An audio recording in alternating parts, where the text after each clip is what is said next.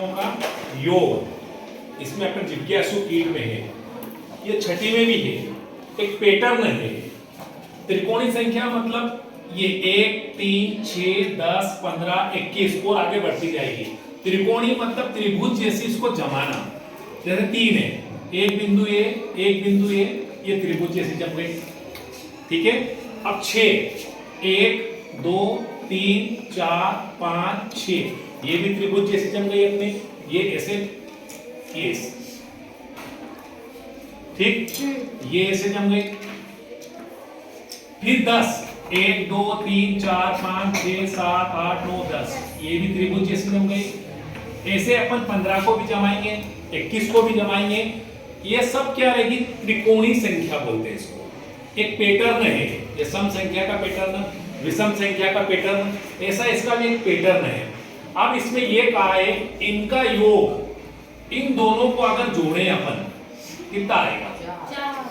4। इन दोनों को जोड़े कितना आएगा? इन दोनों को जोड़े कितना आएगा? इन दोनों को जोड़े कितना आएगा? 26। और इन दोनों को जोड़े कितना आएगा? 36।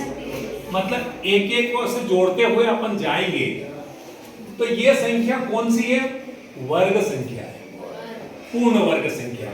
जैसे 4 को अपन 2 की घात 2 लिख सकते हैं, 3 को अपन 9 को अपन 3 की घात 2 लिख सकते हैं, मतलब 3 में 3 का गुणा, 16 को 4 की घात 2 लिख सकते हैं, 25 को 5 की घात 2 लिख सकते हैं, और 36 को 6 की घात 2 लिख सकते हैं। तो इस पैटर्न को अगर जोड़ेंगे अपन, इन त्रिकोणीय संख्या को जोड़ते हुए जाएंगे तो हमको कौन सी संख्या प्राप्त होगी?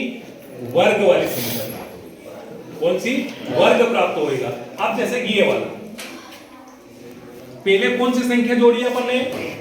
1 और 3, ये 3 है और ये 1, बन गया वर्ग।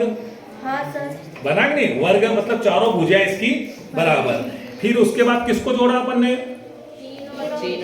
3 और 6 को, तो ये 3 ये 6, 1 2 3 4 5 6, ये 3, ये इनको मिलाया अपन ने, क्या बना? वर्ग बना कि नहीं बना? इसकी चारों भुजा बराबर है। और देखो उसके बाद किसको जोड़ा अपन ने? 6 और 10 को, ये 10 है और ये 6 और 10 को, ये भी वर्ग बन गया। उसके बाद किसको जोड़ा? 10 और 15 25 होते हैं, तो ये 10 का पूरा क्यूब है, नहीं इनको सबको जोड़ा अपन ने, तो ये भी कौन सी आकृति बन गई अपनी? वर्गाकार आकृति बन गई। फिर आगे किसको जोड़ा अपन ने? 15 और 21 को जोड़ा, दिए 36, 6 हो गए सब दूरी, तो ये 36 है। तो कहने का मतलब ये है कि त्रिकोणीय संख्या को अगर जोड़ेंगे तो हमें एक वर्ग प्राप्त होगा, एक वर्गाकार वर्ग वाली संख्या प्राप्त होगी। वर्ग वाली संख्या मतलब 2 घात उसकी 2 होती है, जैसे कि 4, 2 में 2 का गुणा, 9, 3 में 3 का गुणा। तो ऐसे इस प्रकार इसको प्रैक्टिकल करके समझाया है कि कैसे होता है।